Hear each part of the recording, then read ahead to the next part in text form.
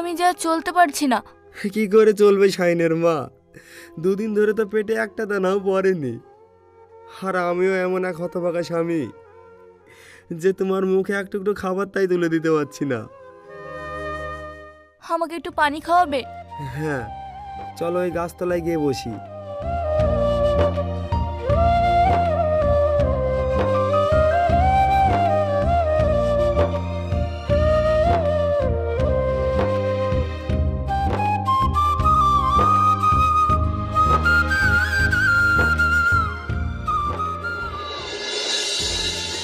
এ কি, তোমরা আমার জন্য না খেয়ে বসে আছো? এ কি বলছো আব্বা? তুমি না খেলে আমি কখনো খেয়েছি? ভাই তো ঠিকই বলেছে আব্বা, তুমি না খেলে আমরা কি করে খাই বলো তো আব্বা? আব্বা, সূর্য কোনোদিন পশ্চিম দিকে উঠবে না। হ্যাঁ বাবা, সত্যি। তাড়াতাড়ি তুমি খেতে বসো তো, আশিক ঘুমিয়ে গেছে, ওকে তোলো তো বৌমা।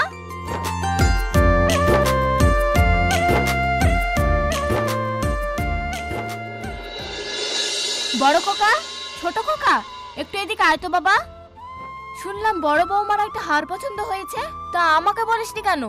আব্বা তো আমাদের দুই ভাইকে নিজের নিজের ব্যবসা ধরিয়ে দিয়েছে, তাই চাইতে কেমন লাগে। তোরা এত বড় হয়ে গেছিস, আমার সাথে কিছু চাইতে তোদের লজ্জাবোধ করে? এই নে বাবা, এই টাকাগুলো রাখ। বৌমার যেরকম হার পছন্দ হয়েছে সেরকম হার একটা এনে দিবি। আবার কেন মা? দিচ্ছে যখন নিয়ে নে না ভাই। ছোট খোকা, এই টাকাগুলো তুইও রাখ, ওই রকম একটা হার ছোট বৌমাকে এনে দিবি।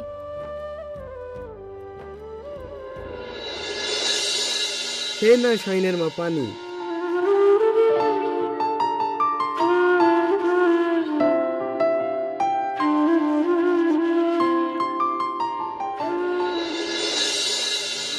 আব্বা মা, তোমরা এখানে? তোমাদের এই অবস্থা কেন? তোমাকে তো চিনতে পারলাম না বাবা। আমাকে চিনতে পারলেন না মা? আমি সেই তোমাদের হতভাগা আকাশ। আকাশ?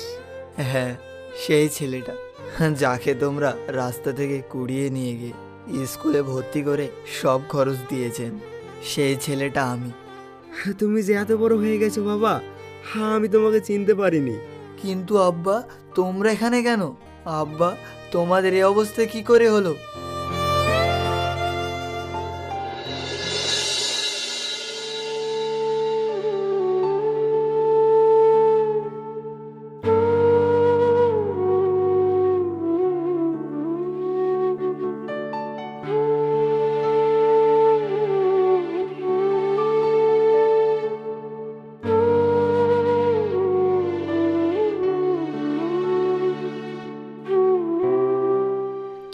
তোমার শরীর খারাপ হলো নাকি? সোফায় এসে এভাবে বসে পড়লে যে? আমাদের সবকিছু শেষ হয়ে গেল শাইনের মা। আমি যে পার্টনারের সাথে ব্যবসা করতাম, সে আমার সরলতার সুযোগ নিয়ে সে আমার সবকিছু বেচে দিয়ে বিদেশে পালিয়ে গেছে।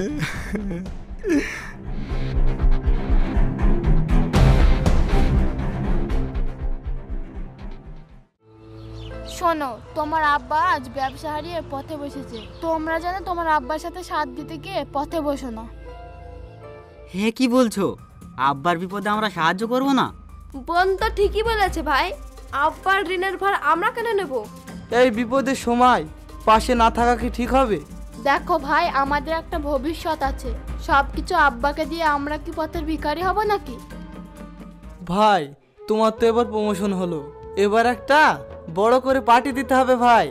সে তো অবশ্যই, পার্টি নিয়ে কোনো চিন্তা করিস না, পার্টি বড় সড়ই হবে। শোন খোকারা, এই সময় পার্টি দেওয়ার মতন সামর্থ্য আমার নেই। আব্বা, পার্টির জন্য তোমাকে 1 টাকাও দিতে হবে না, সব খরচ আমরাই করব। ঠিকই বলেছিস শাহিন, কিন্তু পাওনাদারেরা সেটা বুঝবে না। বলবে শহীদুল বাবু আমাদের ঋণ না শোধ করে বাড়িতে ফুর্তি করছি, তাই এবার থেকে খরচটা একটু কমানোর চেষ্টা করো। আব্বা খুব তো বলছেন খরচ কমাও খরচ কমাও, আপনিও তো সিগারেট না খেয়ে বিড়ি খেতে পারেন। তুমি একেবারে ঠিকই বলেছো বোন। বাহ বৌমা বাহ, তোমরা তো আজকে সূর্য পশ্চিম দিকে তুলে দিলে।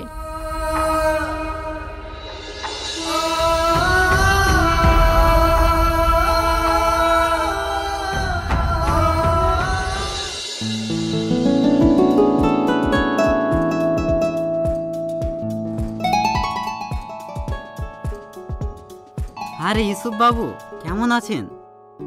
আমি ভালোই আছি। প্রমোশন পেয়ে তো বেশ বড় পার্টি দিয়ে দিলেন। এই হচ্ছে আর কি। যাই হোক, আপনি খালি হাতে কেন? এক সেকেন্ড।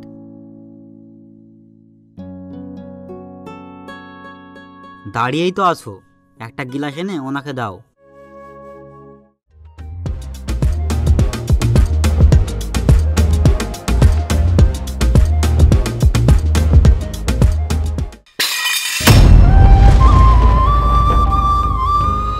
বাহ রে খোকা বাহ, তোর বাবার জ্বরে গাটা পড়ে যাচ্ছে আর তোরা তাকে চাকরের মতো খাটাচ্ছিস।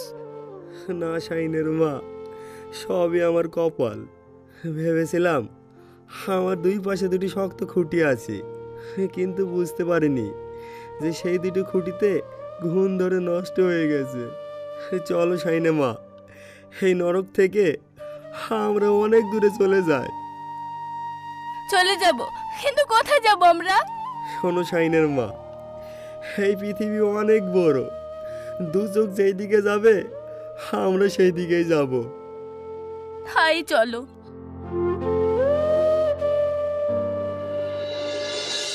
ছেলেরা কি এরকম হয় আব্বা? কোনো চিন্তা করো না আব্বা, আমি তো আছি। আমার আব্বা মানে আজ থেকে তোমরাই আমার আব্বা মা। আজ থেকে তোমরা আমার বাড়িতে থাকবে। চলো আব্বা, চলো মা।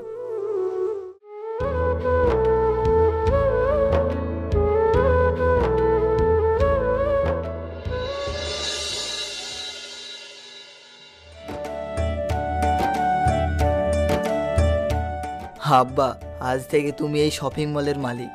শপিং মলে মালিক মানে? আমি তো এর কিছুই বুঝতে পারছি না। আব্বা, সেদিন যদি তুমি আমাকে সাহায্য না করতে, তাহলে আজ হয়তো আমি এত বড় লোক হতে পারতাম না। তাই তুমি এই বয়স্ক মানুষটাকে দয়া করছো? না আব্বা না, আমি চাই তোমার দুটি পায়ের নিচে একটুখানি জায়গা। তোর জায়গা পায়ে নিচে না রে বাবা, তোর জায়গায় এই বুকে। হায় বাবা, আমার বুকে আয়।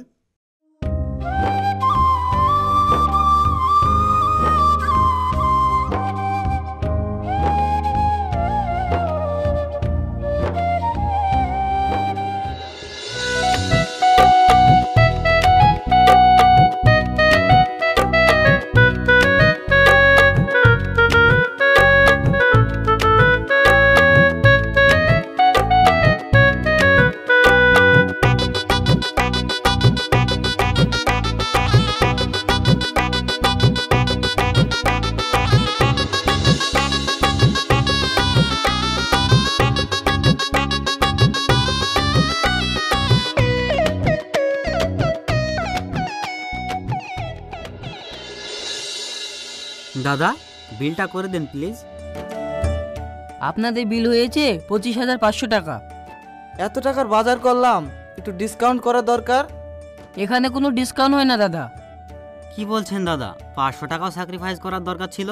কোনো স্যাক্রিফাইস না, স্যাক্রিফাইস করতে করতে আজ আমি নিঃস্ব হয়ে গেছি। আমি কারো বাবা না, আমি এই দোকানের মালিক, তোমরা আমার কাস্টমার, তাই পুরো বিল মিটিয়ে জিনিস নিতে হবে।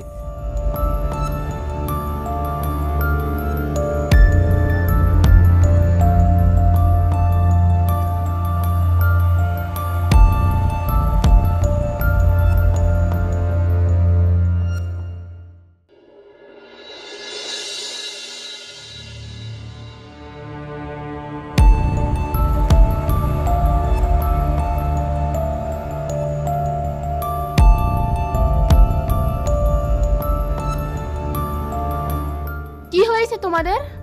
ছুটতে ছুটতে এসে মাথায় হাত দিয়ে বসে পড়লে যে? আমাদের সব শেষ হয়ে গেছে। কাপড়ের ফ্যাক্টরিতে আগুন লেগে সব পুড়ে ছাই হয়ে গেছে। পাওনাদারেরা পিছন ধাওয়া করেছে। আমাদের এখান থেকে যত তাড়াতাড়ি সম্ভব পালাতে হবে। কিন্তু কোথায় পালাবো আমরা? ভাই, বাড়িতে সবাই ইট পাটকেল ছুটছে, বাইরে জিনিসপত্র সব ভাঙচুর করছে। আর এখানে দেরি করা ঠিক হবে না। চলো পিছনের দরজাটা দিয়ে বেরিয়ে পালিয়ে যাই। তাই চলো। আশিক কই?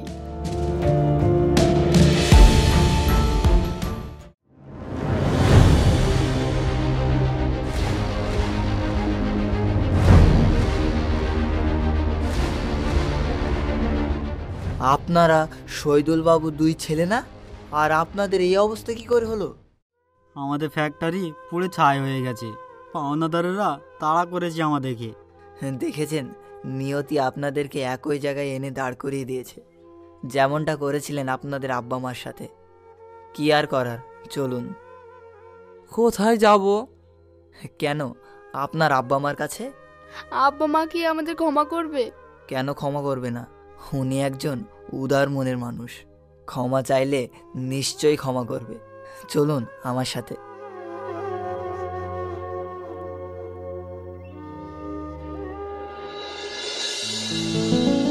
আব্বা মা, দেখো কারা এসেছে। তোমরা কেন এসেছো এই বাড়িতে?